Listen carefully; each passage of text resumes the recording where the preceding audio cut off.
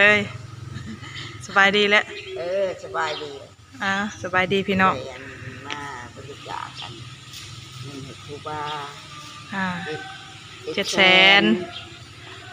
สั่งวัดโมแมนได้เป็นเจ้าภาพเทียนไส้ได้หันเงินเอื่อยกับอ้ายอยู่อเมริกาตักทายสบายดีทุกคนผลนะบ่ฮู้ข้อมูลละเอียดบ่ยุบเอิ้นกันลงมาตักทายสบายดีทุกคนมื้อนี้แม่คอมก็มาเป็นสะพานบุญให้ทางเอื่อยอยู่ทางอเมริกาเนาะ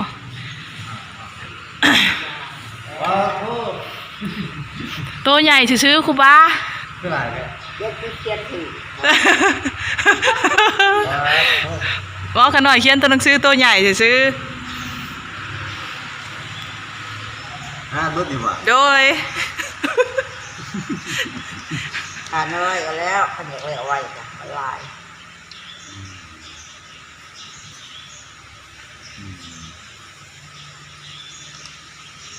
ขออนุโมทนาสาธุนำครอบครัวไม่ออกลูกตาเนาะปัตติยวงศ์เนาะความโดยครอบครัวขอบรรณาคารลุสุวรรณเนาะโยกอัมพวันน้ำพิษสุวรรณความโดยครอบครัวไม่ออกตู้มันมาบริจาคพิจิตเนาะความโดยลูกสาวนอกล่าพิจิต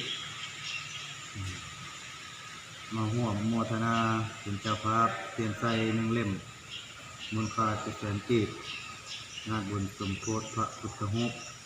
ที่วัดมะนองสโน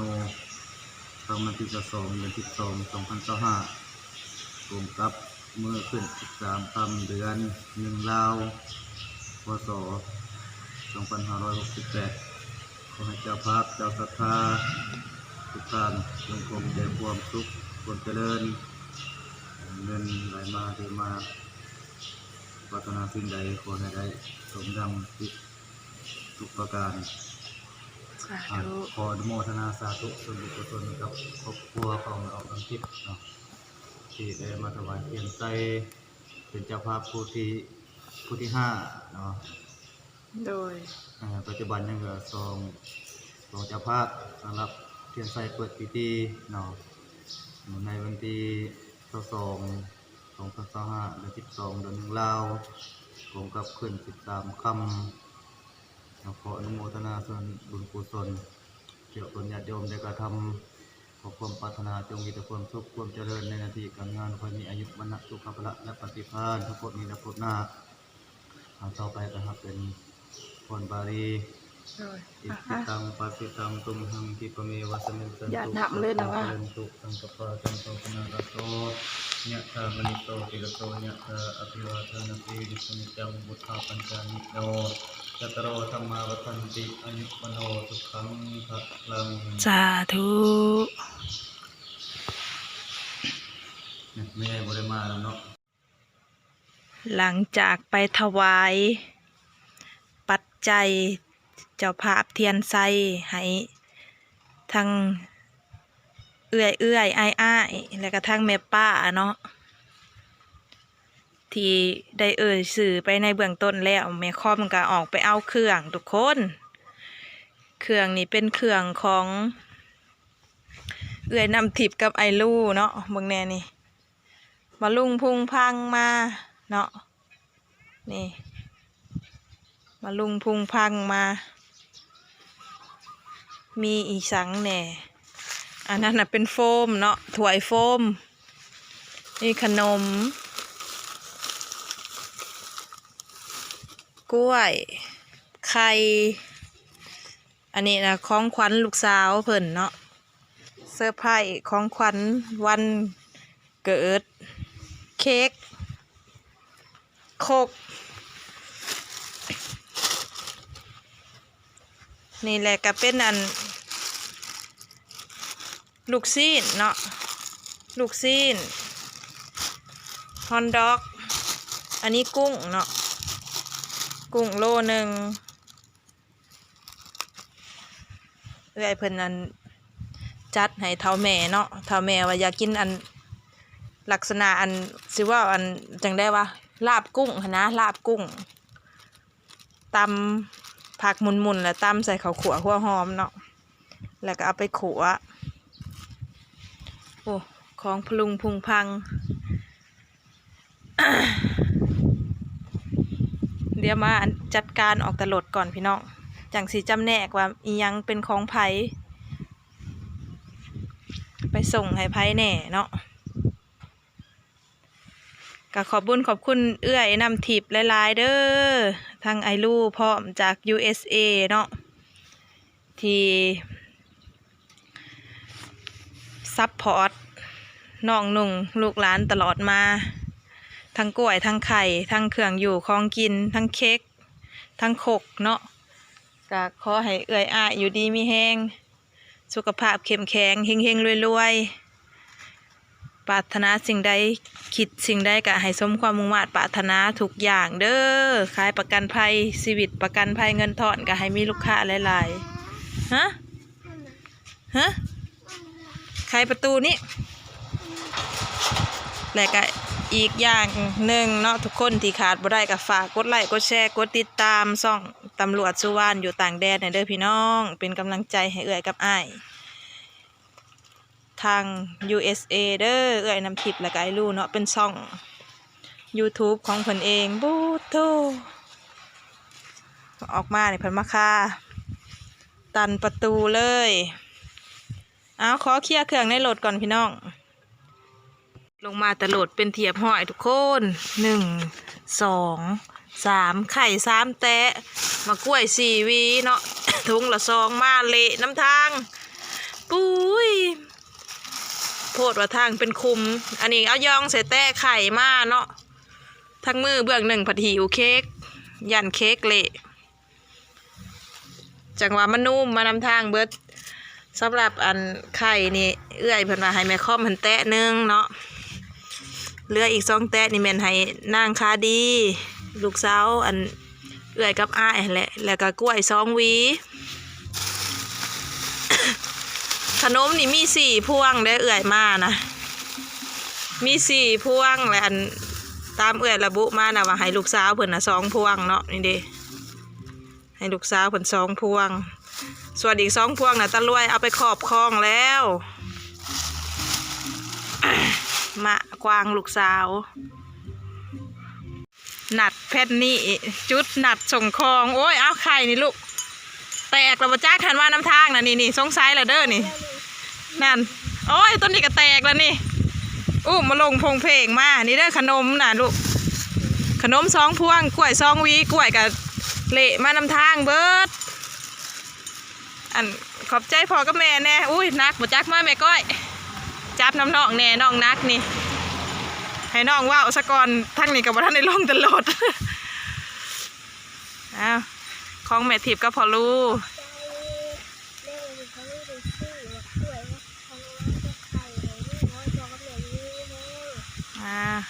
บนหนาวบอกคือใส่เสื้อแขนสั้นส่งคาสั้นหล่นจอดอยู่อ้าวหนาวกับเมื่อสินะคำแล้วมาหากันมาแต่ปากซองมาฮอดแล้วก็โทรหานางเกดให้นางเกดอันแต่งพันนี่มาเอาเด้อว่ามันคำแล้วบ่ได้ไปส่งฮอดพุ่นแผ่นนี่มาแผ่นนี่เมื่อมาทางนี้ต่ออ้าวของขวัญสิ้นใหญ่ สบายดีล่ะโอ้ยบ่หนาวบ่ถูจ้าก่อนนะถูญ่าไว้มีบุญไว้ถูญ่าได้ไรถูจ้าถูญ่าให้เบิ่งดูนะโอ้ยขี้ยะแน่เนี่ยมันใหญ่มากกว่าขี้ยะโอ้ยไข่แตกแล้วบ่จักเอ้ยเอ้ากล้วยกะเละมันน้ำทางเด้อมาเละเป๊ะๆอย่าว่านั่นน่ะนั่นนี่ผู้โตนคุ้มโตนยังมาแต่ปากซองผู้อันนี้อันนี้เซอร์ไพรส์ลูกสาวของขวัญวันเกิดยอดหลังโอ้ยตบมือโอ้ยดีใจในของขวัญวันเกิดไปสิฮุบขึ้นซอยนี่เต้นดองนี่พิเศษตัวนี้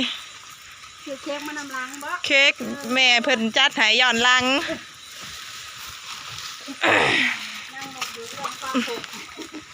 ห้วยย่ามเกี่ยวเข่าบอกว่าไปแล้ว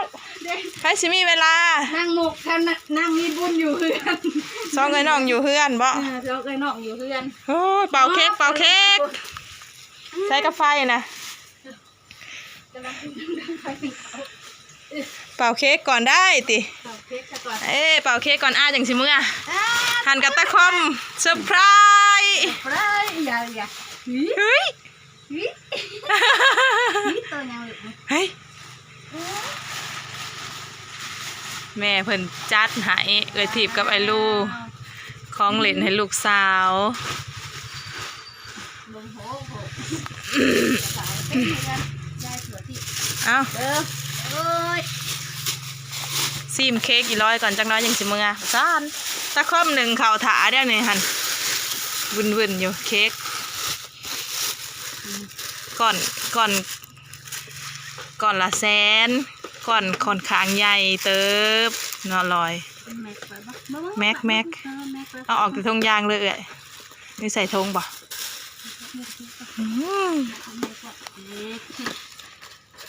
ล้วนๆเลียนๆหักษาเท่าชีวิตเลยนี่ยันเค้กเละนี่มีบุญนี่เด้ส้มหนาเจ้าของเค้กเจ้าของวันเกิดในใช้ละเทียนนะเอาหยกออกด้วยหาพี่ออกเลยลูกอ้ายโตมาจังเป่าน้ำลังเฮาสิเป่าก่อนเฮาสิเมื่อก่อนเฮารีบร้อนแบบละนาตัวน่ะยังหน้ายังแต่โตอันดำตัวหวานนั่นเละเอาแล้วของพระท่านได้ปั่น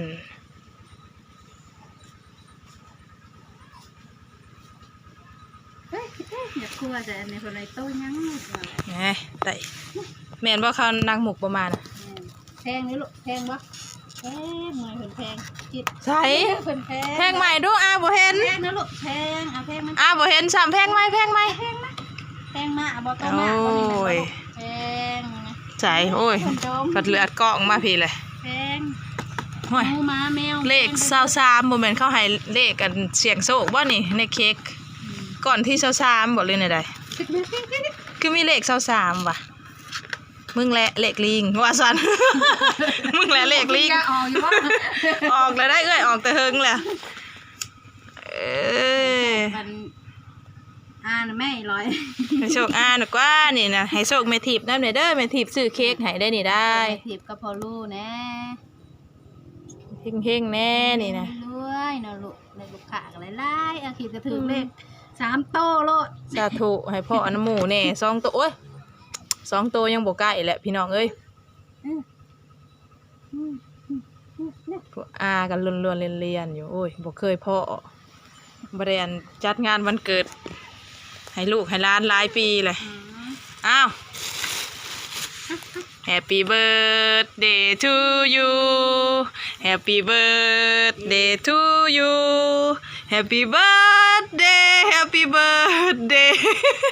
Happy birthday to you เป่าดิเป่าก้มเป่าเด้อค่ะโอ้ยยกขึ้นเบิ่งยกทั้งแก๊สเลยจังยกไงเป่าปิ้วเย้ขอบใจแม่กับพ่อเด้อขอบใจแม่ทิพย์ก็พอรู้หลายๆเด้อลูกสื่อเค้กวันเกิดให้หลากับของขวัญวันเกิดไข่ให้10 หน่วยกล้วย1 หวีกับโคกพร้อมโอ้ยพออยู่ดีไม่แห้งรวยๆเด้อลูกเนาะลูกค้าประกันภัยกันหลายๆลูกนับเงินจนมือลอยตัวลูกค้าประกันภัยหลายๆเนาะหลังไล่มาคืออันสายน้ำนี่เนาะหลังไล่มาคือสายน้ำนี่ทั้งเนื้อทั้งไตกันหลังไล่ขับไปอุดหนุนนะเป็นสะพานบุญกับเขาหายเฮงๆรวยๆเด้อนะลูกเนาะจ้าทุกเลข3 โตสาธุให้พ่อแน่มากก็ขอบใจหลายๆใหญ่กับอ้ายเพิ่นพูดยวมแหละยวมแล้วบายดีทุย่าเอาแพงดูแพงตัวกวางดูแพงดูลูกแพงดูแพ แพงดูนี่ แพงบ่ แพงดู มาลูกแพงบ่โอ้แพง ตอนน่ะเพิ่นหอมซองเทื่ออะไรพัดตอนร้านหอมเพิ่นบ่ได้อันน่ะอวยกล้องไปใส่หม้อแต่คุวนน้ำเค้ก เบ้อลองมึงดู ลองดูเอฟโอ้ตื้อเพิ่นอยากบืนลงอ้าย ยังบ่ชิน ยังบ่สิ้นนางย่าน ย่าน นางต้องสร้างความลึงเคยก่อนว่าลอย ให้กับลูกๆพันๆจังหน่อยสิโต คือหอมคือจูบอยู่บังใดนี่น่ะนี่ แพงนะ อืม เงินหมูม้ากะไก่ก็แพง